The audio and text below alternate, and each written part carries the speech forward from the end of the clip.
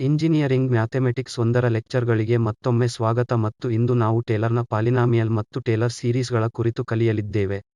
ಇವು ನೀವು ಪೂರ್ಣಗೊಳಿಸಲಿರುವ ಟಾಪಿಕ್ಗಳಾಗಿವೆ. ಟೇಲರ್ನ ಪಾಲಿನಾಮಿಯಲ್ನೊಂದಿಗೆ ಆರಂಭಿಸೋಣ ಮತ್ತು ಬಳಿಕ ಟೇಲರ್ನ ಪಾಲಿನಾಮಿಯಲ್ನಿಂದ ಈ ಟೇಲರ್ ಸೀರೀಸ್ಗೆ ಹಿಂದಿರುಗೋಣ ಮತ್ತು ಪರಿಹರಿಸಲಾಗಿರುವ ಕೆಲವು ಉದಾಹರಣೆಗಳು. ಕಳೆದ ಲೆಕ್ಚರ್ನಲ್ಲಿ ನಾವು ಕಲಿತಿರುವ ಕೌಚಿ ಮೀನ್ ವ್ಯಾಲ್ಯೂ ಥಿಯಮ್ನ ಅಥವಾ ಮೀನ್ ವ್ಯಾಲ್ಯೂ ಥಿಯಮ್ನ ಒಂದು ಜನರೈಜೇಷನ್ ಈ ಟೇಲರ್ಸ್ ಫಾರ್ಮುಲಾ ಆಗಿದೆ. ಇಲ್ಲಿ ಈ ಫಂಕ್ಷನ್ ಎಫ್ ಆರ್ಡರ್ n+1 ಎಲ್ಲಾ ಡೆರಿವೆಟಿವ್ಗಳನ್ನು ಹೊಂದಿದೆ ಎಂದು ನಾವು ಊಹಿಸುತ್ತೇವೆ. ಕೆಲವು ಇಂಟರ್ವಲ್ನಲ್ಲಿ ಪಾಯಿಂಟ್ x = 0 ಅನ್ನು ಒಳಗೊಂಡಿದೆ. ಇದನ್ನು ಹೊಂದಿರುವ ನಾವು ಈ ಪಾಲಿನಾಮಿಯಲ್ ಡಿಗ್ರಿ n ನ Pnx ಅನ್ನು ಕಂಡುಹಿಡಿಯಲು ಬಯಸುತ್ತೇವೆ. ಈ ಪಾಲಿನಾಮಿಯಲ್ Pnx ನಲ್ಲಿ 0ಗೆ ಈಕ್ವಲ್ ಆಗಿದೆ ಎಂಬುದನ್ನು ತೃಪ್ತಿಪಡಿಸುವುದರ ಜೊತೆಗೆ 0ಯಲ್ಲಿ ಫಂಕ್ಷನ್ ವ್ಯಾಲ್ಯೂಗೆ ಈಕ್ವಲ್ ಆದ ಕಂಡೀಷನ್ಗಳೊಂದಿಗೆ. ಎರಡನೆಯದು, ಈ ಪಾಲಿನಾಮಿಯಲ್ನ ಮೊದಲನೇ ಡೆರಿವೇಟಿವ್ ಫಂಕ್ಷನ್ನ ಮೊದಲ ಡೆರಿವೇಟಿವ್ಗೆ ಈಕ್ವಲ್ ಆಗಿರುತ್ತದೆ. ಮೂರನೇ ಕಂಡೀಷನ್, ಈ ಪಾಯಿಂಟ್ನಲ್ಲಿ x0 ಈ ಪಾಲಿನಾಮಿಯಲ್ನ ಎರಡನೇ ಡೆರಿವೇಟಿವ್ x0ಯಲ್ಲಿನ ಫಂಕ್ಷನ್ನ ಎರಡನೇ ಡೆರಿವೇಟಿವ್ಗೆ ಈಕ್ವಲ್ ಆಗಿರುತ್ತದೆ ಮತ್ತು ಹೀಗೆ ಮುಂದುವರೆಯುತ್ತದೆ. ನಾವು ಮೂಲತಃ ಊಹಿಸುವುದು ಏನೆಂದರೆ ಈ ಎಲ್ಲಾ ಡೆರಿವೇಟಿವ್ಸ್ ಫಂಕ್ಷನ್ ವ್ಯಾಲ್ಯೂ ಸ್ವತಃ ಮೊದಲನೇ ಡೆರಿವೇಟಿವ್, ಎರಡನೇ ಡೆರಿವೇಟಿವ್ ಎಂದು ಮತ್ತು n ನೇ ಡೆರಿವೇಟಿವ್ ಅವೆಲ್ಲವೂ ಪಾಲಿನಾಮಿಯಲ್ನ ಈ ಡೆರಿವೇಟಿವ್ಗೆ ಈಕ್ವಲ್ ಆಗಿರುತ್ತದೆ. ಈ ಕಂಡೀಷನ್ಗಳನ್ನು ಹೊಂದಿರುವಾಗ ಅಂತಹ ಪಾಲಿನಾಮಿಯಲ್ನಿಂದ ನಾವು ಏನನ್ನು ನಿರೀಕ್ಷಿಸುತ್ತೇವೆ? ನಾವು ನಿರೀಕ್ಷಿಸುತ್ತೇವೆ ಒಂದು ವೇಳೆ ನಾವು ಅಂತಹ ಎ ಪಾಲಿನಾಮಿಯಲ್ ನಿರ್ಮಿಸಿದರೆ ಆಗ ಎಫ್ ಫಂಕ್ಷನ್ಗೆ ಸಮೀಪವಾಗಿರಬೇಕು. ಸಹಜವಾಗಿ x0ಯಲ್ಲಿ ಫಂಕ್ಷನ್ ವ್ಯಾಲ್ಯೂ 0 ಆಗಿರುತ್ತದೆ.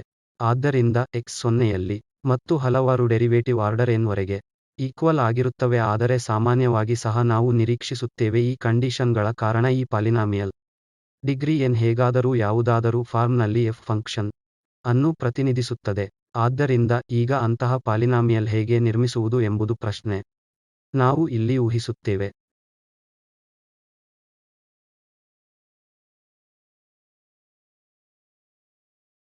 ಡಿಗ್ರಿ n ನ ಒಂದು ಸಾಮಾನ್ಯ ಪಾಲಿನಾಮಿಯಲ್ ನಾವು ತೆಗೆದುಕೊಳ್ಳುತ್ತೇವೆ. ಅಂದರೆ Pnx c0 ಎಂದು ಮತ್ತು c1 x-0, c2 x-0² c3 x-3 plus cnx-x0n. ಆದ್ದರಿಂದ ಇದರಲ್ಲಿನ ವಿಶೇಷ ಫಾರ್ಮ್ನಲ್ಲಿ ನಾವು ಈ ಪಾಲಿನಾಮಿಯಲ್ ಅನ್ನು ಅನುಕೂಲಕ್ಕಾಗಿ ತೆಗೆದುಕೊಂಡಿದ್ದೇವೆ. ಈ ಅಜ್ಞಾತ c0 c1 ಮತ್ತು c2 ಮೌಲ್ಯಮಾಪನ ಮಾಡಲು. ಆದರೆ ಯಾರಾದರೂ ಡಿಗ್ರಿ n ನ ಯಾವುದೇ ಸಾಮಾನ್ಯ ಪಾಲಿನಾಮಿಯಲ್ ಅನ್ನು ಸಹ ಊಹಿಸಬಹುದು. ಈಗ ನಾವು ಸೆಟ್ ಮಾಡಿರುವ ಕಂಡೀಷನ್ಸ್ ಆಧಾರದ ಮೇಲೆ ಈ ಕೋಎಫಿಷಿಯೆಂಟ್ cis ಕಂಡುಹಿಡಿಯಲು ನಾವು ಬಯಸುತ್ತೇವೆ ಅಥವಾ ನಾವು ಅದನ್ನು ಹೊಂದಲು ಬಯಸುತ್ತೇವೆ. ಈ ಪಾಲಿನಾಮಿಯಲ್ನ nth ಆರ್ಡರ್ ಡೆರಿವೇಟಿವ್ ವರೆಗೆ ಪಾಯಿಂಟ್ x0ಯಲ್ಲಿ ಅದೇ ಪಾಯಿಂಟ್ x0ಯಲ್ಲಿ ಫಂಕ್ಷನ್ನ ಸಂಬಂಧಿತ ಡೆರಿವೇಟಿವ್ಸ್ಗೆ ಈಕ್ವಲ್ ಆಗಿರಬೇಕು. ಆದ್ದರಿಂದ ಈ ಕಂಡೀಷನ್ ಅನ್ನು ಮೊದಲು ಹೊಂದಿರುವ ಈ ಪಾಲಿನಾಮಿಯಲ್ ಮೊದಲನೇ ಡೆರಿವೇಟಿವ್ ಇದಕ್ಕೆ ಈಕ್ವಲ್ ಎಂದು ನಾವು ಗಮನಿಸುತ್ತೇವೆ. ಒಮ್ಮೆ ನಾವು ಇದು ಒಂದು ಕಾನ್ಸ್ಟೆಂಟ್ ಆಗಿದೆ, ಆದ್ದರಿಂದ ಇದು 0ಗೆ ಈಕ್ವಲ್ ಆಗಿರುತ್ತದೆ ಮತ್ತು ನಂತರ ನಾವು ತೆಗೆದುಕೊಳ್ಳುತ್ತೇವೆ ಇಲ್ಲಿ x ಹೊಂದಿರುವ ಎರಡನೇ ಟರ್ಮ್. ನಾವು ಇದರಿಂದ c1 ಅನ್ನು ಪಡೆಯುತ್ತೇವೆ. ಅದೇ ರೀತಿ ಇಲ್ಲಿಂದ 2 ಟೈಮ್ಸ್ c2 ಮತ್ತು x-x0 ಅನ್ನು ಪಡೆಯುತ್ತೇವೆ. ನಂತರ ನಾವು ಇಲ್ಲಿ 3 ಟೈಮ್ಸ್ c3 ಪಡೆಯುತ್ತೇವೆ ಮತ್ತು ಹಾಗೆಯೇ. ನಂತರ ನಾವು ಮುಂದುವರೆದರೆ ನಂತರ ಎರಡನೇ ಡೆರಿವೇಟಿವ್. ಆದ್ದರಿಂದ ಈ ಮೊದಲನೇ ಡೆರಿವೇಟಿವ್ನಿಂದ ನಾವು ಇದನ್ನು ಮತ್ತೆ ಡಿಫರೆನ್ಶಿಯೇಟ್ ಮಾಡಬಹುದು. ಆದ್ದರಿಂದ ನೀವು ಇಲ್ಲಿ 2c2 3 ಬಾರಿ 2 × c3 ಪಡೆಯುತ್ತೀರಿ ಮತ್ತು ಹೀಗೆ. ತದನಂತರ ನಾವು nth ಆರ್ಡರ್ ಡೆರಿವೇಟಿವ್ನಲ್ಲಿ nth ಆರ್ಡರ್ ಡೆರಿವೇಟಿವ್ ಅನ್ನು ಪಡೆಯಲು ಈ ಪ್ರಕ್ರಿಯೆಯನ್ನು ಮತ್ತಷ್ಟು ಪುನರಾವರ್ತಿಸಬಹುದು ಏಕೆಂದರೆ ಇದು nth ಆರ್ಡರ್ ಪಾಲಿನಾಮಿಯಲ್. ನಾವು ಕಾನ್ಸ್ಟೆಂಟ್ ಟರ್ಮ್ ಅನ್ನು ಮಾತ್ರ ಪಡೆಯುತ್ತೇವೆ, ಅದು ಇಲ್ಲಿ ಫ್ಯಾಕ್ಟೋರಿಯಲ್ n ಮತ್ತು cn ಎಂಬ ಕೋಎಫಿಷಿಯಂಟ್ ಅನ್ನು ನೋಡುತ್ತೇವೆ. ಇಲ್ಲಿ ಈಕ್ವೇಷನಲ್ಲಿ ಬರುತ್ತದೆ ಮತ್ತು ಯಾವುದೇ x ಟರ್ಮ್ ಅಸ್ತಿತ್ವದಲ್ಲಿಲ್ಲ ಏಕೆಂದರೆ ಪಾಲಿನಾಮಿಯಲ್ ಡಿಗ್ರಿ n ಆಗಿತ್ತು ಮತ್ತು ನಾವು n ಟೈಮ್ಸ್ ಡಿಫರೆನ್ಶಿಯೇಟ್ ಮಾಡಿದ್ದೇವೆ. ಇದನ್ನು ಹೊಂದಿರುವಾಗ ನಾವು ಪಡೆಯುವುದು ಮೊದಲನೇ ಕಂಡೀಷನ್ನಿಂದ ನಾವು ಸಬ್ಸ್ಟಿಟ್ಯೂಟ್ ಮಾಡಿದಾಗ ನಮ್ಮ ಕಂಡೀಷನ್ಸ್ x0ಯ ಪಾಲಿನಾಮಿಯಲ್ ವ್ಯಾಲ್ಯೂ ಆಗಿದ್ದು x0ಯ ಫಂಕ್ಷನ್ ವ್ಯಾಲ್ಯೂಗೆ ಈಕ್ವಲ್ ಆಗಿರಬೇಕು ಮತ್ತು ಇನ್ನಷ್ಟು ಡೆರಿವೇಟಿವ್ಸ್ ಆರ್ಡರ್ n ವರೆಗೆ. ಆದ್ದರಿಂದ ಫಂಕ್ಷನಲ್ ವ್ಯಾಲ್ಯೂದಿಂದ ನಾವು ಇಲ್ಲಿ Pnx0 ಅನ್ನು ಪಡೆಯುತ್ತೇವೆ ಮತ್ತು ಈ ಎಲ್ಲಾ ಟರ್ಮ್ಸ್ಗೆ ಈಕ್ವಲ್ ಆಗಿರುತ್ತದೆ ಮರೆಯಾಗುತ್ತವೆ. ಮತ್ತು ನಾವು ಕೇವಲ C1 ಪಡೆಯುತ್ತೇವೆ ಆದ್ದರಿಂದ Pn ಪಾಲಿನಾಮಿಯಲ್ ನಿಂದಲೇ ಯಾವಾಗ ನಾವು xxಗೆ ಈಕ್ವಲ್ x0 ಸಬ್ಸ್ಟಿಟ್ಯೂಟ್ ಮಾಡಿದಾಗ ನಾವು C0 ಪಡೆಯುತ್ತೇವೆ. Pn x0 ಮತ್ತು Pn x0ಯು Fn x0 ಆಗಿರುವುದರಿಂದ ನಾವು ಇಲ್ಲಿ C0ಯನ್ನು fx0ಯಾಗಿ ಪಡೆಯುತ್ತೇವೆ. ಎರಡನೆಯದಾಗಿ ನಾವು ಈ ಮೊದಲ ಡೆರಿವೇಟಿವ್ನಲ್ಲಿ ಸಬ್ಸ್ಟಿಟ್ಯೂಟ್ ಮಾಡಿದಾಗ ನೀವು C1 ಫಂಕ್ಷನ್ನ ಮೊದಲನೇ ಡೆರಿವೇಟಿವ್ ಆಗಿ ಪುನಃ C2 ಈ ಕಂಡೀಷನ್ ನಿಂದ ಪಡೆಯುತ್ತೀರಿ ಆದ್ದರಿಂದ ನಾವು x0ಯಲ್ಲಿ ಎರಡನೇ ಡೆರಿವೇಟಿವ್ ಪಡೆಯುತ್ತೇವೆ. ಈ ಫ್ಯಾಕ್ಟೋರಿಯಲ್ 2ರಿಂದ ಭಾಗಿಸಿ ಆದ್ದರಿಂದ ಫ್ಯಾಕ್ಟೋರಿಯಲ್ 2 ಇಲ್ಲಿ ಮತ್ತು ನಂತರ Cn x0ಯಲ್ಲಿ ಫ್ಯಾಕ್ಟೋರಿಯಲ್ n ನಿಂದ ಭಾಗಿಸಿದಾಗ n ನೇ ಡೆರಿವೇಟಿವ್ ಆಗಿರುತ್ತದೆ. ಆದ್ದರಿಂದ ಈಗ ಈ ಕೋಎಫಿಷಿಯೆಂಟ್ಸ್ ಹೊಂದಿರುವುದು ನಾವು ಏನನ್ನು ಹೊಂದಿದ್ದೇವೆ ನಾವು ಪಾಲಿನಾಮಿಯಲ್ ಹೊಂದಿದ್ದೇವೆ ಪಾಲಿನಾಮಿಯಲ್ ಈ Pn x fx0 ಎಂದು ಹೇಳುತ್ತದೆ ಅದು ಅಲ್ಲಿ C0 ಆಗಿತ್ತು ಮತ್ತು ಈ ಎಲ್ಲಾ ಕೋಎಫಿಷಿಯೆಂಟ್ಸ್ ಅನ್ನು ಇಲ್ಲಿ ಸಬ್ಸ್ಟಿಟ್ಯೂಟ್ ಮಾಡಲಾಗುತ್ತದೆ ಇದನ್ನು ನಾವು ಟೈಲರ್ನ ಪಾಲಿನಾಮಿಯಲ್ ಆಫ್ ಆರ್ಡರ್ n ಎಂದು ಕರೆಯುತ್ತೇವೆ. ಈಗ ನೀವು ಇಲ್ಲಿ ಉದಾಹರಣೆಯ ಮೂಲಕ ಹೋದರೆ ಮತ್ತು ಎಕ್ಸ್ಪೋನೆಂಶಿಯಲ್ ಫಂಕ್ಷನ್ನ ಟೇಲರ್ನ ಪಾಲಿನಾಮಿಯಲ್ ನಿರ್ಮಿಸಿ ಉದಾಹರಣೆಗೆ ಈ ಪವರ್ x ಅರೌಂಡ್ x0ಗೆ ಈಕ್ವಲ್ ಆಗಿದೆ. P0x ಡಿಗ್ರಿ 0 ಪಾಲಿನಾಮಿಯಲ್ಬ ಮೊದಲನೇ ಟರ್ಮ್ ಮಾತ್ರ ಇರುತ್ತದೆ ಮತ್ತು ಈ ಪವರ್ 0ಯು 1 ಮಾತ್ರ ಹೀಗಾಗಿ ಡಿಗ್ರಿ 0ಯ ಪಾಲಿನಾಮಿಯಲ್ ಸರಳವಾಗಿ 1 ಆಗಿರುತ್ತದೆ. ಮತ್ತು ನಾವು ಇದನ್ನು ಪ್ಲಾಟ್ ಮಾಡಿದರೆ ಇದು ಎಕ್ಸ್ಪೋನೆಂಶಿಯಲ್ ಫಂಕ್ಷನ್ನ ಹಸಿರು ಪ್ಲಾಟ್ ಮತ್ತು ಡಿಗ್ರಿ 0ಯ ಪಾಲಿನಾಮಿಯಲ್ ಇದು ಕೇವಲ ಎ ಕಾನ್ಸ್ಟೆಂಟ್ ಲೈನ್ ಆಗಿದೆ ಹೀಗಾಗಿ ಸ್ಟ್ರೇಟ್ ಲೈನ್ ಈ 0 ಒಂದು ಪಾಯಿಂಟ್ ಮೂಲಕ ಹಾದು ಹೋಗುತ್ತಿದೆ. ಮತ್ತು ನಾವು ಡಿಗ್ರಿ 1ರ ಪಾಲಿನಾಮಿಯಲ್ ಕಂಪ್ಯೂಟ್ ಮಾಡಿದರೆ ನಾವು ಈ fx0ಯನ್ನು 1 ಆಗಿ ಪಡೆಯುತ್ತೇವೆ ಮತ್ತು ನಂತರ ನಾವು ಇಲ್ಲಿ ಡೆರಿವೇಟಿವ್ ಹೊಂದಿದ್ದೇವೆ ಈ ಪವರ್ x ಡೆರಿವೇಟಿವ್ ಈ ಪವರ್ x ಆಗಿರುತ್ತದೆ. ನಂತರ x0ಗೆ ಈಕ್ವಲ್ ಆಗಿರುತ್ತದೆ ಇದು ಮತ್ತೊಮ್ಮೆ 1 ಆಗಿರುತ್ತದೆ ಹೀಗಾಗಿ ನಾವು ಡಿಗ್ರಿ 1ರ ಪಾಲಿನಾಮಿಯಲ್ ಆಗಿ 1 ಪ್ಲಸ್ ಹೊಂದಿದ್ದೇವೆ. ಇಲ್ಲಿ ಪ್ಲಾಟ್ ಮಾಡಲಾಗಿರುವ x ಇದು ಎರಡನೇ ಸ್ಟ್ರೇಟ್ ಲೈನ್ ಸ್ಲೋಪ್ 1 ಜೊತೆಗೆ. ಈಗ ನಾವು ಈ ಪ್ರಕ್ರಿಯೆಯನ್ನು ಕಂಟಿನ್ಯೂ ಮಾಡಿದರೆ ನಾವು P2 ನಂತರ P3 ಅನ್ನು ಮೌಲ್ಯಮಾಪನ ಮಾಡಬಹುದು ಹೀಗಾಗಿ ಮತ್ತೊಮ್ಮೆ ನಾವು ಇಲ್ಲಿ P3 ಪ್ಲಾಟ್ ಮಾಡಿದ್ದೇವೆ ಇದರೊಂದಿಗೆ ಕಾರು ಮತ್ತು ನಂತರ ಮುಂದೆ ಹೋಗುವುದರಿಂದ ನಾವು P5ರ ರೀತಿ ಪಡೆಯುತ್ತೇವೆ ಉದಾಹರಣೆಗೆ ನಾವು ಇಲ್ಲಿ P5 ಪ್ಲಾಟ್ ಮಾಡಿದರೆ ನಂತರ ಈ P5 ನೀವು ನೋಡಿದರೆ ಅದು ಬಹಳ ವಿಶಾಲ ರೇಂಜ್ನಲ್ಲಿ ಅಥವಾ ಈ ಪಾಯಿಂಟ್ 0ಯ ಸುತ್ತ ವಿಶಾಲ ಇಂಟರ್ವಲ್ನಲ್ಲಿ ಎಕ್ಸ್ಪೋನೆಂಶಿಯಲ್ ಫಂಕ್ಷನ್ಗೆ ಬಹಳ ಹತ್ತಿರದಲ್ಲಿದೆ. ಇದು ಇಲ್ಲಿ ಈ ವಿಸ್ತರಣೆಯ ಪಾಯಿಂಟ್ ಆಗಿತ್ತು ಮತ್ತು ನಾವು ಮುಂದೆ ಹೋದರೆ 6 ಅಥವಾ 7 ಡಿಗ್ರಿಗಳ ಪಾಲಿನಾಮಿಯಲ್ ನಂತರ ನಾವು ಎಕ್ಸ್ಪೋನೆಂಶಿಯಲ್ ಫಂಕ್ಷನ್ ಸಮೀಪಿಸುತ್ತೇವೆ ಮತ್ತು ಅದು ಟೇಲರ್ನ ಪಾಲಿನಾಮಿಯಲ್ ಕಲ್ಪನೆ ಹೀಗಾಗಿ ನೀವು ಪಾಲಿನಾಮಿಯಲ್ ಡಿಗ್ರಿ ಹೆಚ್ಚಿಸುವ ಮೂಲಕ ನಾವು ನಮ್ಮ ಫಂಕ್ಷನ್ ಅನ್ನು ಉತ್ತಮವಾಗಿ ಅಂದಾಜು ಮಾಡಬಹುದು. ನಮಗೆ ಇಷ್ಟವಾದ ರೀತಿಯಲ್ಲಿ ಮತ್ತು ನಾವು ಇವುಗಳ ಬಗ್ಗೆ ಮುಂದೆ ಚರ್ಚಿಸುತ್ತೇವೆ. ಆದ್ದರಿಂದ ಟೇಲರ್ನ ಪಾಲಿನಾಮಿಯಲ್ ಮತ್ತು ಫಂಕ್ಷನ್ ರಿಲೇಶನ್ ಏನು ಅದರರ್ಥ ಏಕೆಂದರೆ ಈ ಟೇಲರ್ನ ಪಾಲಿನಾಮಿಯಲ್ ಟೇಲರ್ನ ಫಂಕ್ಷನ್ಸ್ ಕೆಲವು ಅಪ್ರಾಕ್ಸಿಮೇಷನ್ಗೆ ಪ್ರತಿನಿಧಿಸುವುದರಿಂದ ಈಗ ನಾವು ಈ Rnx ಅನ್ನು ಕೊಟ್ಟಿರುವ ಫಂಕ್ಷನ್ ವ್ಯಾಲ್ಯೂಸ್ ಮತ್ತು ಕನ್ಸ್ಟ್ರಕ್ಟೆಡ್ ಪಾಲಿನಾಮಿಯಲ್ Pnx ನಡುವಿನ ವ್ಯತ್ಯಾಸವೆಂದು ಸೂಚಿಸುತ್ತೇವೆ. ಈ ಸಂದರ್ಭದಲ್ಲಿ ನಾವು Rnx ಅರ್ಥೈಸುವುದಾದರೆ ಫಂಕ್ಷನ್ ಮತ್ತು ಪಾಲಿನಾಮಿಯಲ್ Pnxನ ಈ ವ್ಯತ್ಯಾಸವನ್ನು ವ್ಯಾಖ್ಯಾನಿಸುತ್ತೇವೆ. ಮತ್ತು ಈ ಸಂದರ್ಭದಲ್ಲಿ ಈಗ Rnx ಅನ್ನು ಶೇಷ ಎಂದು ಕರೆಯಲಾಗುತ್ತದೆ ಏಕೆಂದರೆ ಇದು ಫಂಕ್ಷನ್ನ ನಿಜವಾದ ವ್ಯಾಲ್ಯೂ x ಪಾಯಿಂಟ್ನಲ್ಲಿನ ಪಾಲಿನಾಮಿಯಲ್ ವ್ಯಾಲ್ಯೂ ನಡುವಿನ ವ್ಯತ್ಯಾಸವಾಗಿದೆ. ಈಗ ಪ್ರಶ್ನೆ ಈ Rnx ಅನ್ನು ಹೇಗೆ ಮೌಲ್ಯಮಾಪನ ಮಾಡುವುದು ಮತ್ತು ಮೌಲ್ಯಮಾಪನಕ್ಕಾಗಿ ಮುಂದೆ ಹೋಗಿ ನಾವು ಮೊದಲು ಗಮನಿಸುತ್ತೇವೆ Rnx 0ಯಲ್ಲಿ ಏಕೆಂದರೆ fx0 Pnx 0 ಮತ್ತು ಕನ್ಸ್ಟ್ರಕ್ಷನ್ ಮೂಲಕ x0ಯಲ್ಲಿ ಈ ಪಾಲಿನಾಮಿಯಲ್ x0ಯ ಫಂಕ್ಷನ್ ವ್ಯಾಲ್ಯೂಗೆ ಈಕ್ವಲ್ ಆದ್ದರಿಂದ ಇದು 0 ಆಗಿರುತ್ತದೆ ಮತ್ತು ಮೊದಲನೇ ಡೆರಿವೇಟಿವ್ ಅದೇ ಆಗಿರುತ್ತದೆ ಹೀಗಾಗಿ x0ಯಲ್ಲಿ fನ ಮೊದಲನೇ ಡೆರಿವೇಟಿವ್ ಇದು x0ಯಲ್ಲಿ ಪಾಲಿನಾಮಿಯಲ್ ಮೊದಲನೇ ಡೆರಿವೇಟಿವ್ಗೆ ಈಕ್ವಲ್ ಆಗಿರುತ್ತದೆ ಇದು ಈ ಪಾಲಿನಾಮಿಯಲ್ನ ಕನ್ಸ್ಟ್ರಕ್ಷನ್ ಆದ್ದರಿಂದ ಈ ಎಲ್ಲ nನೇ ಆರ್ಡರ್ ಡೆರಿವೇಟಿವ್ ಈಕ್ವಲ್ ಆಗಿರುತ್ತದೆ ಈ ಸಂದರ್ಭದಲ್ಲಿ ಆದ್ದರಿಂದ ಈ Rn ಪಾಯಿಂಟ್ x ಅಥವಾ ಮೊದಲನೇ ಡೆರಿವೇಟಿವ್ ಪಾಯಿಂಟ್ x0 nನೇ ಡೆರಿವೇಟಿವ್ ಪಾಯಿಂಟ್ x0 ನಲ್ಲಿ ಎಲ್ಲವೂ 0ಗೆ ಈಕ್ವಲ್. ನಾವು ಈ ಕಂಡೀಷನ್ಸ್ Rnx ಹೊಂದಿದ್ದೇವೆ ಈಗ ನಾವು ಇಲ್ಲಿ ಇನ್ನೊಂದು ಫಂಕ್ಷನ್ ಪರಿಗಣಿಸುತ್ತೇವೆ ಇದು gx x minus x 0 power n plus 1 ಈ ಫಂಕ್ಷನ್ ಪ್ರಾಪರ್ಟಿಯನ್ನು ಹೊಂದಿದೆ. ನಾವು ಇದನ್ನು ನೋಟಿಸ್ ಮಾಡಿದರೆ x ಸೊನ್ನೆಯಲ್ಲಿ g ಸೊನ್ನೆಯಾಗಿರುತ್ತದೆ. ವಾಸ್ತವವಾಗಿ ಮೊದಲನೇ ಡೆರಿವೇಟಿವ್, ಏಕೆಂದರೆ n+1 ಮತ್ತು x-0 ಪವರ್ n ಸಹ ಸೊನ್ನೆಯಾಗುತ್ತದೆ. x 0 ಪಾಯಿಂಟ್ನಲ್ಲಿ n ಹೀಗಾಗಿ ನಾವು ಈ ಡಿಫರೆನ್ಷಿಯೇಷನ್ ಅನ್ನು ಇಲ್ಲಿ n ಆರ್ಡರ್ ವರೆಗೆ ಕಂಟಿನ್ಯೂ ಮಾಡಬಹುದು, ಮತ್ತು ಈ ಎಲ್ಲಾ ಡೆರಿವೇಟಿವ್ಸ್ ಪಾಯಿಂಟ್ x ಸೊನ್ನೆಯಲ್ಲಿ ಸೊನ್ನೆಯಾಗಿರುತ್ತವೆ. ನಾವು ಈಗ ಯಾವ ಕಂಡೀಷನ್ ಹೊಂದಿದ್ದೇವೆ? ಆ g x ಸೊನ್ನೆಯಲ್ಲಿ k ನ ಆರ್ಡರ್ ಡೆರಿವೇಟಿವ್ ಆರ್ಡರ್ n ತನಕ ಸೊನ್ನೆಗೆ ಈಕ್ವಲ್ ಆಗಿರುತ್ತದೆ ಮತ್ತು g n+1 ಫ್ಯಾಕ್ಟೋರಿಯಲ್ n ಅಲ್ಲದೆ ಬೇರೇನಲ್ಲ. ಆದ್ದರಿಂದ ನಾವು ಎರಡು ಫಂಕ್ಷನ್ಸ್ ಹೊಂದಿದ್ದೇವೆ, ಒಂದು Rn x ಆಗಿದೆ ಮತ್ತು ಇನ್ನು ಒಂದು g x. ಇವೆಲ್ಲವೂ ಇಲ್ಲಿ ಸಿಮಿಲರ್ ಪ್ರಾಪರ್ಟೀಸ್ ಹೊಂದಿವೆ. ಈ ಎಲ್ಲಾ ಡೆರಿವೇಟಿವ್ ಆರ್ಡರ್ n ವರೆಗೆ ಅವು ಕಣ್ಮರೆಯಾಗುತ್ತವೆ. ಆದ್ದರಿಂದ ಈ ಸಂದರ್ಭದಲ್ಲಿ ನಾವು ಇಂಟರ್ವಲ್ನಲ್ಲಿ x ಪಾಯಿಂಟ್ ತೆಗೆದುಕೊಂಡರೆ ಮತ್ತು x x ಸೊನ್ನೆಗಿಂತ ದೊಡ್ಡದಾಗಿದೆ ಎಂದು ಭಾವಿಸಿದರೆ ನಾವು x x ಸೊನ್ನೆಗಿಂತ ಕಡಿಮೆ ಎಂದು ಊಹಿಸಬಹುದು. ಮತ್ತು ಈಗ ನಾವು ಈ ಎರಡು ಫಂಕ್ಷನ್ಗಳಿಗಾಗಿ ಕೌಚಿ ಮೀನ್ ವ್ಯಾಲ್ಯೂ ಥಿಯಮ್ ಅನ್ವಯಿಸುತ್ತೇವೆ. Rn ಫಂಕ್ಷನ್ ಮತ್ತು ಈ g ಈ ಇಂಟರ್ವಲ್ x ಸೊನ್ನೆಯಿಂದ x ವರೆಗೆ ಫಂಕ್ಷನ್ ಮಾಡುತ್ತದೆ. ಮತ್ತು ಈಗ ನೀವು ಈ ಫಂಕ್ಷನ್ ಹೊಂದಿರುವ ಕೌಚಿ ಮೀನ್ ವ್ಯಾಲ್ಯೂ ಥಿಯಮ್ ಏನೆಂದು ನೆನಪಿಡಿ. Rn x - d Rn x 0 g ನಿಂದ ಭಾಗಿಸಿದಾಗ gx 0 ಡೆರಿವೇಟಿವ್ಸ್ನ ಡೆರಿವೇಟಿವ್ಗೆ ಕೆಲವು ಪಾಯಿಂಟ್ಗಳಲ್ಲಿ I 1ಕ್ಕೆ ಈಕ್ವಲ್ ಆಗಿದೆ ಮತ್ತು g ಅದರ ಗ್ರಜೈ 1 ಆಗಿದೆ. ಈಗ ನಾವು ನೋಟೀಸ್ ಮಾಡಿದರೆ x ಸೊನ್ನೆಯಲ್ಲಿ Rn 0 ಆಗಿರುತ್ತದೆ ಮತ್ತು x ಸೊನ್ನೆಯಲ್ಲಿ g ಸೊನ್ನೆಯಾಗಿರುತ್ತದೆ. ಆದ್ದರಿಂದ ನಾವು Rn x ಮೇಲೆ gx ಒಂದು ಪಾಯಿಂಟ್ I 1ರಲ್ಲಿ ಡೆರಿವೇಟಿವ್ ಏರಿಕೆಗೆ ಈಕ್ವಲ್ ಆಗಿರುತ್ತದೆ. ಈ ಇಂಟರ್ವಲ್ನಲ್ಲಿ x 0 ಮತ್ತು x. ನಾವು ಈ ಪ್ರಕ್ರಿಯೆಯನ್ನು ಕಂಟಿನ್ಯೂ ಮಾಡಬಹುದು.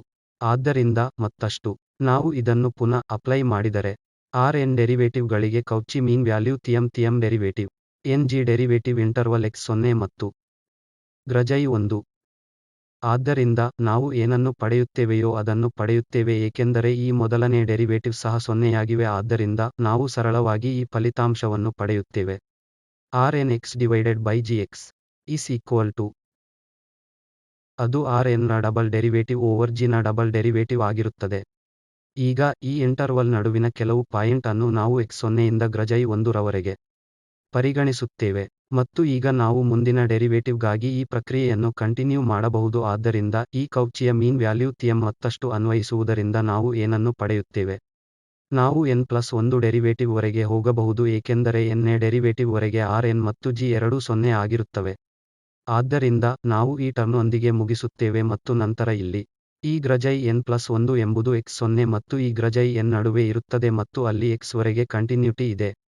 ಆದ್ದರಿಂದ ನಾವು ಈ Rn x ನಿಂದ ಏನನ್ನು ಪಡೆಯುತ್ತೇವೆಯೋ ಅದು ಈ n ಗೆ ಈಕ್ವಲ್ ಆಗಿರುತ್ತದೆ. ಡೆರಿವೇಟಿವ್ n+1 ಅನ್ನು ಭಾಗಿಸಲಾಗಿದೆ ಈ g n ಮತ್ತು +1 n ನೇ. ಇದು ಇಲ್ಲಿ ಇದರ n ನೇ derivative g n+1 derivative factorial n+1 ಆಗಿತ್ತು. ಆದ್ದರಿಂದ ಈ ಫ್ಯಾಕ್ಟೋರಿಯಲ್ ಮತ್ತು ಪ್ಲಸ್ ಟರ್ಮ್ ಇಲ್ಲಿಗೆ ಬಂದಿದೆ. ತದನಂತರ ನಾವು ಈ gx ಅನ್ನು ಹೊಂದಿದ್ದೇವೆ, ಅದು x - x 0 ಫಂಕ್ಷನ್ ಆಗಿತ್ತು ಪವರ್ n+1 ಮತ್ತು ಈ ಗ್ರಜೈ ಇದನ್ನು ಇಲ್ಲಿ ಪರಿಚಯಿಸಲಾಗಿದೆ ಗ್ರಜೈ n+1. ಈಗ ನಾವು ಗ್ರಜೈನಿಂದ ಬದಲಾಯಿಸಿದ್ದೇವೆ. ಇದು ಈ x 0 ಮತ್ತು ಪಾಯಿಂಟ್ x ನಡುವೆ ಎಲ್ಲೋ ಇದೆ. ಆದ್ದರಿಂದ ಇಲ್ಲಿ ಬರೆಯಲಾದ ಗ್ರಜೈ x 0 ಮತ್ತು x ನಡುವೆ ಇರುತ್ತದೆ.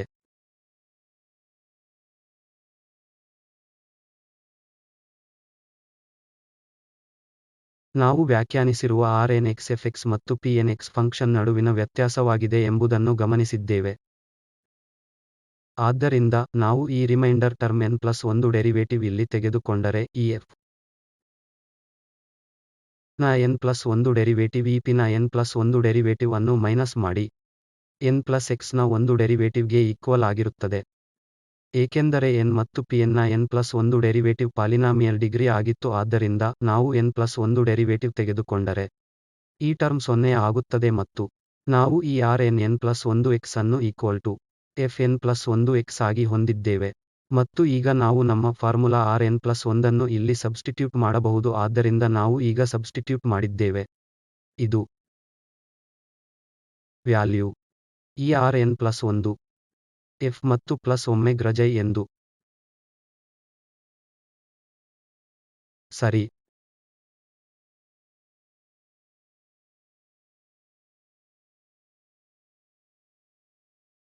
ಈಗ ನಾವು ಪಡೆದುಕೊಂಡಿದ್ದೇವೆ ಇಲ್ಲಿ ಪಾಲಿನಾಮಿಯಲ್ ಅದು ರಿಮೈಂಡರ್ ಟರ್ಮ್ Rnx ಇದು ರಿಮೈಂಡರ್ನ ಲೆಗ್ರೇಂಜ್ ಫಾರ್ಮ್ ಆಗಿದೆ. ಈ ಟರ್ಮ್ ಅನ್ನು ನಾವು ಈ ಫಾರ್ಮ್ನಲ್ಲಿ ಈ ರಿಮೈಂಡರ್ ಫಾರ್ಮ್ ಅನ್ನು ಪುನಃ ಬರೆಯಬಹುದು ಅಲ್ಲಿ ಕಂಡುಬರುವ ಈ ಗ್ರಜೈ ಅನ್ನು ನಾವು ಈ x0 ಇಂದ ಬದಲಾಯಿಸಿದ್ದೇವೆ plus theta x minus x0 ಈ ಥೀಟಾ 1ರಿಂದ ಇರುತ್ತದೆ. ಆದ್ದರಿಂದ ಇಲ್ಲಿ ಥೀಟಾ 0ಗೆ ಹತ್ತಿರವಾಗಿದ್ದರೆ ಆಗ ಇಲ್ಲಿಯ ವಾದವು x ನಾಟ್ಗೆ ಚಲಿಸುತ್ತಿದೆ ಥೀಟಾ ಗೋಸ್ ಟು 1 ಈ ವಾದವು ಗೋಸ್ ಟು ಸರಳವಾಗಿ x ಆದ್ದರಿಂದ ಇದು ಈ ವಾದ f x 0 ಮತ್ತು x ನಡುವೆ ಇರುತ್ತದೆ ಇದು ಒಂದೇ ರೀತಿಯ ಅರ್ಥವನ್ನು ಹೊಂದಿದೆ. ಇನ್ನೊಂದು ಫಾರ್ಮ್ ಏನು ಹೊಂದಿದೆ ಆದ್ದರಿಂದ ನಾವು ರಿಮೈಂಡರ್ನ ಲೆಗ್ರೇಂಜ್ ಫಾರ್ಮ್ ಅನ್ನು ಈ ಫಾರ್ಮ್ ಅನ್ನು ಸಹ ಪುನಃ ಬರೆಯಬಹುದು.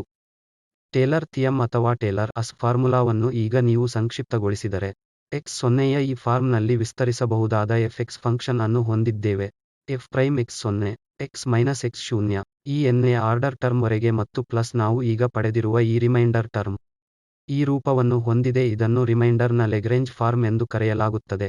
ಹೀಗಾಗಿ ವಿಶೇಷ ಸಂದರ್ಭದಲ್ಲಿ 0ಗೆ ಈಕ್ವಲ್ ಆದಾಗ ನಾವಿದನ್ನು ಮಾಡಬಹುದು. ಆದ್ದರಿಂದ ಇದರ ಅರ್ಥ ಆರ್ಡರ್ 1ರವರೆಗೆ ನಾವು ಈ ರಿಮೈಂಡರ್ ಟರ್ಮ್ ಅನ್ನು ಬರೆಯಬೇಕು ಟರ್ಮ್ ನಾವು ಈ f ಪ್ರೈಮ್ psi ಫ್ಯಾಕ್ಟೋರಿಯಲ್ 1ರಿಂದ ಭಾಗಿಸುತ್ತೇವೆ. ತದನಂತರ ನಾವು ಈ x ಮೈನಸ್ a ಅಥವಾ x 0ಯನ್ನು ನಾವು ಪರಿಗಣಿಸಿದಂತೆ ಹೊಂದಿದ್ದೇವೆ ಆದ್ದರಿಂದ ಈ x ಗ್ರಜೈ a ಮತ್ತು x ನಡುವೆ ಇರುತ್ತದೆ. ಮತ್ತು ಈ ಸಂದರ್ಭದಲ್ಲಿ ನಾವು ಪಡೆಯುತ್ತೇವೆ ಟೇಲರ್ ಥಿಯಮ್. ಈ ರೂಪ ಲೆಗ್ರೇಂಜ್ ಫಾರ್ಮ್ ಮೀನ್ ವ್ಯಾಲ್ಯೂ ಥಿಯಮ್ ಆದ್ದರಿಂದ ಇದು ಮೀನ್ ವ್ಯಾಲ್ಯೂ ಥಿಯಮ್ನ ವಿಶೇಷ ಪ್ರಕರಣವಾಗಿದೆ. ಈ ಸಂದರ್ಭದಲ್ಲಿ n 0ಗೆ ಈಕ್ವಲ್ ಎಂದು ಹಾಕುವ ಮೂಲಕ ನಾವು ನೋಡಿದ್ದೇವೆ. ಕೆಲವು ಟಿಪ್ಪಣಿಗಳು ಆದ್ದರಿಂದ ನಾವು x 0ಯನ್ನು ಈ ಟೇಲರ್ಸ್ ಫಾರ್ಮುಲಾದಲ್ಲಿ ವಿಸ್ತರಣಾ ಪಾಯಿಂಟ್ ಆದ 0ಗೆ ಈಕ್ವಲ್ ಆಗಿ ಸೆಟ್ ಮಾಡಿದರೆ ಆಗ ಅದನ್ನು ಮ್ಯಾಕ್ಲಾರಿನ್ಸ್ ಫಾರ್ಮುಲಾ ಎಂದು ಕರೆಯಲಾಗುತ್ತದೆ. ಮತ್ತು ಟೇಲರ್ಸ್ ಫಾರ್ಮುಲಾದಲ್ಲಿ n ಗೋಸ್ ಟು ಇನ್ಫಿನಿಟಿ ಆಗುವಂತೆ ಈ ರಿಮೈಂಡರ್ 0ಗೆ ಹೋದರೆ ಆದ್ದರಿಂದ ಈ ರಿಮೈಂಡರ್ 0ಗೆ ಹೋದರೆ n ಗೋಸ್ ಟು ಇನ್ಫಿನಿಟಿಗೆ ಹೊಂದಂತೆ ಇದೊಂದು ಪ್ರಮುಖ ಟಿಪ್ಪಣಿ ಆಗಿದೆ. ನಂತರ ನಾವು ಬರೆಯಬಹುದು ಟೇಲರ್ಸ್ ಫಾರ್ಮುಲಾವು ಸೀರೀಸ್ ರೂಟರ್ನಲ್ಲಿರುತ್ತದೆ ಆದ್ದರಿಂದ fx 0 ಮತ್ತು ಹೀಗೆ ನೀವು ಇನ್ಫೈನೈಟ್ ಟರ್ಮ್ಗೆ ಕಂಟಿನ್ಯೂ ಆಗಬಹುದು ಮತ್ತು ಇದನ್ನು ಟೇಲರ್ಸ್ ಸೀರೀಸ್ ಎಂದು ಕರೆಯಲಾಗುತ್ತದೆ ಆದ್ದರಿಂದ ಈ x 0 ಎಂದು ಹೇಳಿದರೆ x 0ಗೆ ಈಕ್ವಲ್ ಆಗಿರುತ್ತದೆ ಇದಕ್ಕೆ ಈಕ್ವಲ್ ಆಗಿರುತ್ತದೆ ನಂತರ ಇದನ್ನು ಮ್ಯಾಕ್ಲೌರಿನ್ಸ್ ಸೀರೀಸ್ ಎಂದು ಕರೆಯಲಾಗುತ್ತದೆ. ನಾವು ಈ ಕೊನೆಯ ಹೇಳಿಕೆಯನ್ನು ಮತ್ತೆ ನೋಡಿದ್ದೇವೆ ಆದ್ದರಿಂದ ಟೇಲರ್ಸ್ ಅಥವಾ ಮ್ಯಾಕ್ಲೌರಿನ್ ಸೀರೀಸ್ನ ಕನ್ವರ್ಜೆನ್ಸ್ಗೆ Rnx goes to 0 as n goes to infinity. ಏಕೆಂದರೆ ಸರಳ ಫಂಕ್ಷನ್ಸ್ ಸೀರೀಸ್ಗಳ ಉದಾಹರಣೆಗಳಿವೆ ಸರಳ ನಾವು ಯಾವುದಾದರೂ ಡೆರಿವೇಟಿವ್ಸ್ ಹೊಂದಿದ್ದೇವೆ ನಾವು ಏನೇ ಹೇಳಿದರೂ. ಆದರೆ ಟೇಲರ್ ಸೀರೀಸ್ ವಿಸ್ತರಣಾ ಪಾಯಿಂಟ್ಗಿಂತ ಎಲ್ಲೆಡೆ ಡೈವರ್ಜ್ ಆಗುತ್ತದೆ ವಿಸ್ತರಣೆಯ ಪಾಯಿಂಟ್ ಕಾರಣದಿಂದಾಗಿ. ಸೀರೀಸ್ ಕನ್ಸ್ಟ್ರಕ್ಷನ್ ಪ್ರಕಾರ ಫಂಕ್ಷನ್ ಅಂತೆಯೇ ಅದೇ ವ್ಯಾಲ್ಯೂ ಹೊಂದಿರುತ್ತದೆ. ಆದ್ದರಿಂದ ಮತ್ತು ಈ ನಯವಾದ ಫಂಕ್ಷನ್ಸ್ ಉದಾಹರಣೆಗಳು ಇವೆ ಅವರ ಟೇಲರ್ ಸೀರೀಸ್ ಇತರ ಕೆಲವು ಫಂಕ್ಷನ್ಗೆ ಕನ್ವರ್ಜ್ ಆಗುತ್ತದೆ. ಮತ್ತು ನೀವು ಈ ಉದಾಹರಣೆಯನ್ನು ತೆಗೆದುಕೊಳ್ಳಿ fx equal to e power minus 1 over x square. ಮತ್ತು ಇಲ್ಲಿ 0 x 0ಗೆ ಈಕ್ವಲ್ ಆಗಿರುವುದಿಲ್ಲ ಮತ್ತು x 0ಗೆ ಈಕ್ವಲ್ ಆಗಿರುತ್ತದೆ ಆದ್ದರಿಂದ ಈ ಸಂದರ್ಭದಲ್ಲಿ fn ಅನ್ನು ಒಂದು 0ರಲ್ಲಿ ಸುಲಭವಾಗಿ ತೋರಿಸಬಹುದು. ಆದ್ದರಿಂದ ನಾವು ಈ ಫಂಕ್ಷನ್ನ ಡೆರಿವೇಟಿವ್ ಇಲ್ಲಿ ತೆಗೆದುಕೊಂಡರೆ e power minus 1 over x square. ಇದನ್ನು ನಾನು ಈ ಲೆಕ್ಕಾಚಾರಗಳನ್ನು ಮಾಡುತ್ತಿಲ್ಲ ಆದರೆ ಒಬ್ಬರು ಅವೆಲ್ಲವನ್ನು ಸುಲಭವಾಗಿ ಕಂಪ್ಯೂಟ್ ಮಾಡಬಹುದು. ಈ ಫಂಕ್ಷನ್ನ ಯಾವುದೇ ಆರ್ಡರ್ನ ಡೆರಿವೇಟಿವ್ 0ಯಲ್ಲಿ 0 ಆಗುತ್ತವೆ. ಆಗ ನಾವು ಟೇಲರ್ ಸೀರೀಸ್ ಅನ್ನು ಬರೆದರೆ ಅಥವಾ x ನ ಸುತ್ತಲಿನ ಇತರ ಮ್ಯಾಕ್ಲೌರಿನ್ ಸೀರೀಸ್ 0ಗೆ ಈಕ್ವಲ್ ಆಗಿರುತ್ತದೆ ಆಗ ನಾವು ಪಡೆಯುತ್ತೇವೆ ಏಕೆಂದರೆ ಎಲ್ಲಾ ಡೆರಿವೇಟಿವ್ 0 ಆಗಿವೆ ಆದ್ದರಿಂದ ನಾವು ಪಡೆಯುತ್ತೇವೆ 0 plus 0 into x 0 into x square ಮತ್ತು ಹೀಗೆ. ಆಗ ನಾವು ಇಲ್ಲಿ ಏನು ನೋಡುತ್ತೇವೆ ಎಂದರೆ ಯಾವುದೇ x ಅನ್ನು ಇರಿಸಿದರೆ ಮ್ಯಾಕ್ಲೌರಿನ್ ಸೀರೀಸ್ 0 ನೀಡುತ್ತಿದೆ ಅಂದರೆ ಸೀರೀಸ್ ಕನ್ವರ್ಜ್ ಆಗುತ್ತದೆ. ಯಾವುದೇ x ಆದರೂ ಸೀರೀಸ್ 0 ಮಾತ್ರ ಆಗಿರುತ್ತದೆ. ಆದರೆ ಇದು ಫಂಕ್ಷನ್ಗೆ ಕನ್ವರ್ಜ್ ಆಗುವುದಿಲ್ಲ ಫಂಕ್ಷನ್ x 0ಗೆ ಈಕ್ವಲ್ ಅಲ್ಲ ಎನ್ನುವುದರ ಪರವಾಗಿತ್ತು. Power minus 1 over x square ಇದೊಂದು ಬಹಳ ಸರಳ ಉದಾಹರಣೆಯಾಗಿದೆ ಇಲ್ಲಿ ಈ ಮ್ಯಾಕ್ಲೌರಿನ್ ಅಥವಾ ಟೇಲರ್ ಸೀರೀಸ್ಗಳು ಅವರು ಫಂಕ್ಷನ್ಗೆ ಕನ್ವರ್ಜ್ ಆಗುವುದಿಲ್ಲ ಎಂದು ನಾವು ನೋಡಬಹುದು. ಈಗ ಈ ಪವರ್ x ನ ಮ್ಯಾಕ್ಲೌರಿನ್ ಸೀರೀಸ್ನ ಈ ಉದಾಹರಣೆಯನ್ನು ತೆಗೆದುಕೊಳ್ಳೋಣ. ಈಗ ಪುನಃ ಗಮನಿಸಿ ನಾವು ಈ ಫಂಕ್ಷನ್ ಎಕ್ಸ್ಪೋನೆನ್ಷಿಯಲ್ಗೆ ತೆಗೆದುಕೊಳ್ಳುವ ಯಾವುದೇ ಡೆರಿವೇಟಿವ್ ಇದು ಕೇವಲ ಎಕ್ಸ್ಪೋನೆನ್ಷಿಯಲ್ x ಮತ್ತು 0ಯಲ್ಲಿ ನಾವು ಹೊಂದಿದ್ದೇವೆ ವ್ಯಾಲ್ಯೂ 1 ಆದ್ದರಿಂದ n ನ ಎಲ್ಲಾ ವ್ಯಾಲ್ಯೂಗಳಿಗೆ ಫಂಕ್ಷನ್ ಎಕ್ಸ್ಪೋನೆನ್ಷಿಯಲ್ ಫಂಕ್ಷನ್ನ ಎಲ್ಲಾ ಡೆರಿವೇಟಿವ್ಗಳು 1. ಆದ್ದರಿಂದ ನಾವು ಸುಲಭವಾಗಿ ಬರೆಯಬಹುದು ಈ Maclaurin series theorem exponential x = 1 + x + x² by factorial 2 ಎಂದು ಎಲ್ಲಾ ಡೆರಿವೇಟಿವ್ಸ್ 1 ಮತ್ತು xn power factorial n plus Rn x ಆದ್ದರಿಂದ Rn x ರಿಮೈಂಡರ್ ಟರ್ಮ್ ಆಗಿದೆ ನಾವು ಈಗ ನೋಡಿದ remainder term x - x 0 power n plus 1 factorial n plus 1ರಿಂದ ಭಾಗಿಸಿ ಮತ್ತು ಒಂದು ಪಾಯಿಂಟ್ನಲ್ಲಿ n ಪ್ಲಸ್ 1 ಡೆರಿವೇಟಿವ್ ಇದು x0 plus theta x - x 0 ಆದ್ದರಿಂದ ಇಲ್ಲಿ ನಾವು ಈ x0 0ಗೆ ಈಕ್ವಲ್ ಎಂದು ಸಬ್ಸ್ಟಿಟ್ಯೂಟ್ ಮಾಡಿದರೆ ನಂತರ ನಾವು ಈ ರಿಮೈಂಡರ್ x ಪವರ್ ಅನ್ನು n divided by factorial n ಮತ್ತು a ಪವರ್ ಥೀಟಾ x ಮತ್ತು ಥೀಟಾ 0 ಮತ್ತು 1 ನಡುವೆ ಇರುತ್ತದೆ ಹೀಗಾಗಿ ಈಗ n ಗೋಸ್ ಟು ಇನ್ಫಿನಿಟಿಯಲ್ಲಿ Rn x ಏನಾಗುತ್ತದೆ ಎಂದು ನೋಡೋಣ ಇದು ಹೀಗಿದ್ದರೆ n ಗೋಸ್ ಟು ಇನ್ಫಿನಿಟಿ ಆದಂತೆ Rn x ಗೋಸ್ ಟು 0 ಆದಲ್ಲಿ ಆಗ ನಾವು ಬರೆಯಬಹುದು Maclaurin series of exponential function x ಆದ್ದರಿಂದ ಇಲ್ಲಿ ಮತ್ತೆ ನಾವು ಗಮನಿಸುತ್ತೇವೆ ಇದೇ ಮ್ಯಾಕ್ಲೌರಿನ್ಸ್ ಥಿಯಮ್ ಎಂದು ಈ ಟರ್ಮ್ ಗೋಸ್ ಟು 0 ಇನ್ಫಿನಿಟಿಕ್ಕೆ n ಗೆ ಹೋದಂತೆ ಈ ಸಂದರ್ಭದಲ್ಲಿ ನಾವು ಈ ಎಕ್ಸ್ಪೋನೆನ್ಷಿಯಲ್ ಫಂಕ್ಷನ್ ಬರೆಯಬಹುದು ಸೀರೀಸ್ ಆಗಿ ನಾವು ಈ Rn x ಅನ್ನು ತೆಗೆದುಹಾಕಬಹುದು ಮತ್ತು ಆಗ ನಾವು ಮುಂದಿನ ಟರ್ಮ್ಸ್ ಜೊತೆಗೆ ಸೀರೀಸ್ ಆಗಿ ಕಂಟಿನ್ಯೂ ಮಾಡಬಹುದು ಆದ್ದರಿಂದ ನಾವು ಪರಿಶೀಲಿಸೋಣ ಇದು Rn x ನ remainder term x power n plus 1 ಅನ್ನು ಈ ಫ್ಯಾಕ್ಟೋರಿಯಲ್ n ಪ್ಲಸ್ 1 ಎಕ್ಸ್ಪೋನೆನ್ಷಿಯಲ್